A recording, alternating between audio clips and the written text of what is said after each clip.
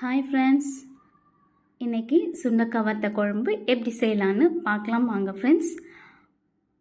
நம்ம சேனலில் நீங்கள் முதலையாக பார்க்குறதா இருந்தால் சப்ஸ்கிரைப் பண்ணுங்கள், பெல் ஐக்கானையும் ப்ரெஸ் பண்ணிக்கோங்க ஃப்ரெண்ட்ஸ்.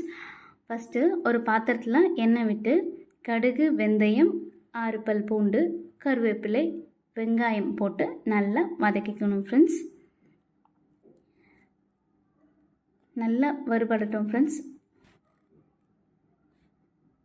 கொஞ்சம் வேகமாக டீ வச்சு கூட நம்ம நல்லா வதக்கிக்கணும் ஃப்ரெண்ட்ஸ். அப்போ தான் கொஞ்சம் வேகமாக வதங்கும் இல்லைங்களா? சரிங்களா? அப்புறம் கொஞ்சம் தக்காளி ஆட் பண்ணிக்கணும் ஃப்ரெண்ட்ஸ். தக்காளி நல்லா ஆட் பண்ணிவிட்டு நம்ம கழுவி வச்சுருக்கிற சுண்டக்காவை இதில் ஆட் பண்ணிக்கிறோம் ஃப்ரெண்ட்ஸ். கிட்ட காட்டுறேன் பாருங்கள். கொஞ்சம் நல்லா வதங்கட்டும் ஃப்ரெண்ட்ஸ். சுண்டக்காய் வதங்கின அப்புறமா புளி, மஞ்சத்தூள், மிளகாய்த்தூள், தேவைக்கு உப்பு இதெல்லாம் சேர்த்து நல்லா கொதிக்க வைக்கணும் ஃப்ரெண்ட்ஸ்.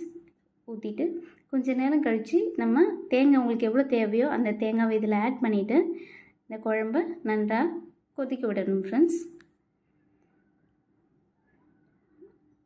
இந்த குழம்பு கொதித்து நல்ல எண்ணெய் பிரிஞ்சு வரும்போது நமக்கு வாசனை தெரியும். இந்த குழம்போட டேஸ்ட் என்னன்றது நம்ம கொதிக்கும் போதே நமக்கு வாசனை தெரியும் ஃப்ரெண்ட்ஸ்.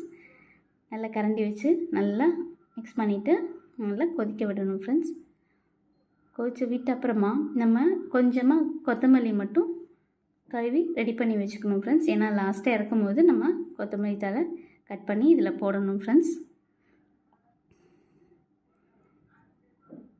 அவ்வளோதான் ஃப்ரெண்ட்ஸ். நல்லா கொதிச்சு எண்ணெய் பிரிஞ்சு வந்தாச்சு. அதனால் கொத்தமல்லி தலையும் அம்மா போட்டாச்சு.